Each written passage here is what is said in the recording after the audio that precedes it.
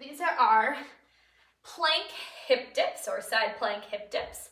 In this particular exercise, we're going to assume a side plank position, and I'm going to show you a couple of variations if that full side plank, as I just showed, doesn't work for you yet. But essentially what we're doing here is we're going to hold that plank position, but we're going to create some movement in your hips. So we're pushing the hip to the floor, and then we're picking that hip back up off of the floor is what it's going to feel like. So a couple variations here for that plank to make sure that it fits for everyone.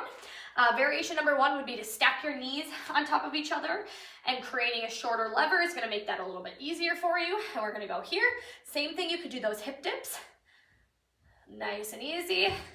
Then the progression from there would be to extend that top leg, and you can do those hip dips there.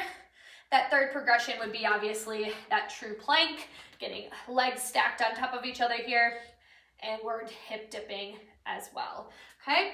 If you are even more advanced, you can take that left, or that top leg, excuse me, up off of the bottom leg, so it's hovering, and do those hip dips as well. That one would look like so.